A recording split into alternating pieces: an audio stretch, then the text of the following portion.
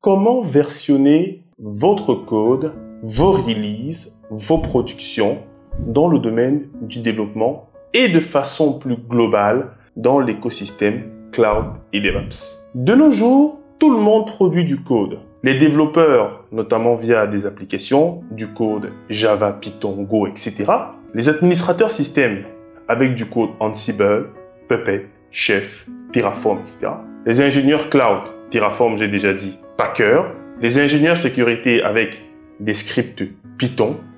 Et de façon générale, tout se transforme en code parce que même l'infrastructure que nous utilisons au quotidien, Kubernetes, Docker, sont maintenant gérées via du code. Ça veut dire que vous devez absolument penser à une stratégie de versionning de ce que vous avez produit. Et dans cet épisode, je vais vous expliquer comment versionner votre code, vos releases, vos productions. Mais avant, pour ceux qui ne me connaissent pas, je suis Diran Tafen, formateur et consultant passionné dans le domaine du cloud et du DevOps, et je réalise des vidéos quotidiennement autour de ces sujets-là. Donc, je vous remercie déjà par avance de vous abonner à cette chaîne et de rester au fait des prochains épisodes qui vont sortir. Donc déjà, merci de vous abonner. Allez-y, je patiente. Alors, pour vous expliquer comment versionner votre code, on va prendre le cas d'une application e-commerce. Imaginons vous demande de développer une application e-commerce et pour le versionning de votre application, on va utiliser la nomenclature x.y.z.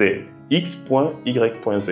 X, c'est la version majeure. Y, c'est globalement une feature ou version mineure. Et Z, c'est notamment tout ce qui est patch et fixe. Alors, grosso modo, même si vous n'êtes pas développeur, vous devez comprendre ces mécanismes-là. Parce que quand vous allez travailler avec des collègues, ils vont faire évoluer le code et il faudra absolument que vous compreniez cette nomenclature.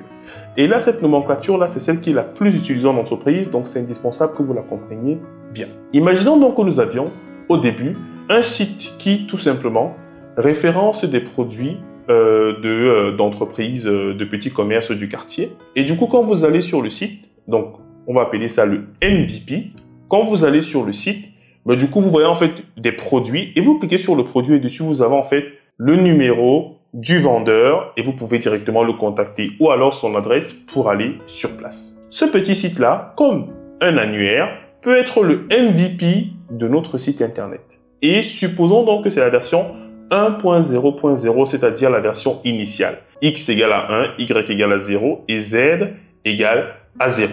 Alors, maintenant, imaginons que vous souhaitez rajouter par exemple le module de paiement parce que vous avez signé des contrats avec les différents vendeurs en leur indiquant que vous êtes maintenant capable sur votre site de vendre leurs produits et d'encaisser les paiements.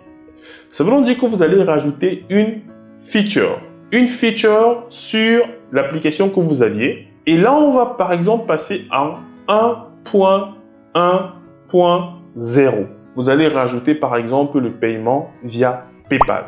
C'est un exemple simple. Donc, à chaque fois que vous rajoutez une feature, globalement, votre incrément va s'appliquer sur le deuxième caractère, le deuxième digit, donc le Y. Donc, si je rajoute la fonctionnalité de paiement sur le site, du coup, je passe en 1.1.0. Maintenant, imaginons que PayPal fasse évoluer la version, notamment, de leur système d'authentification en disant que, au lieu de faire une authentification via un code envoyé par mail, maintenant, c'est plutôt un code qu'on doit envoyer en fait par SMS. Alors, là, on avait déjà la fonctionnalité de paiement qui avait été rajoutée, en l'occurrence PayPal. Et maintenant, nous souhaitons fixer, patcher pour pouvoir supporter tout simplement la nouvelle évolution du module de paiement de PayPal. Donc, ce qu'on va faire, c'est simplement appliquer un correctif sur notre code lié au paiement PayPal pour pouvoir tout simplement rajouter la ligne ou corriger celle qu'il y avait en rajoutant tout simplement la partie SMS. Donc, la possibilité de recevoir le code par SMS lorsque vous faites le paiement. Donc, après avoir fixé cela, on tombera sur la version 1.1.1. Donc, 1, la version majeure, 2, la feature, donc notamment la fonctionnalité qui a été de rajouter PayPal et le point 1 de la fin, donc qui est le Z, c'est la version ou alors le patch qui a été appliqué. Imaginons maintenant que l'on décide de rajouter le paiement par CB, parce qu'il y a des personnes qui ont des cartes bancaires. Dans ce cas-là, notre application va passer en version 1.2.0. Oui, parce qu'à chaque fois que l'on monte l'un des chiffres, ceux qui sont juste derrière passent à 0. Je rappelle encore, lorsqu'on monte l'un des chiffres, tous ceux qui sont derrière lui passent à 0. Donc en gros, lorsque vous travaillez, n'est-ce pas, de façon collaborative, il faudrait que vous fassiez évoluer vos releases de façon pertinente. Et bien évidemment, les releases sont faites à partir de la branche principale, soit la main, soit la master, en fonction de la norme que vous avez dans votre équipe. Et c'est comme ça que vous allez mettre des incréments.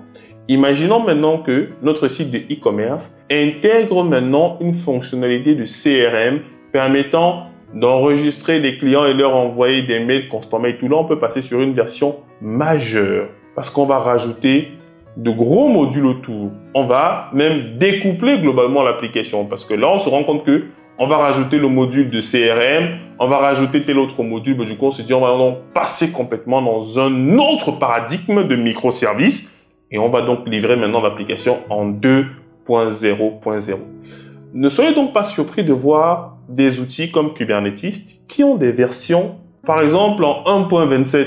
Ce n'est pas surprenant. Et des fois, les étudiants me demandent, mais Diran, depuis qu'on a créé Kubernetes, il y a de cela plusieurs années, plus de 5-6 ans, comment se fait-il que on est toujours en version 1. quelque chose? Oui, mais c'est parce qu'il n'y a pas encore eu de saut majeur qui change complètement le paradigme autour de Kubernetes. Et quand on ne fait que rajouter des fonctionnalités, c'est pour ça que c'est le deuxième digit qui évolue.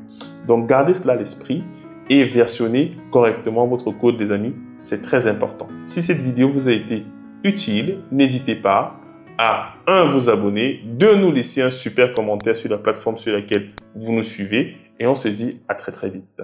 C'était Diran Tafen, votre formateur passionné.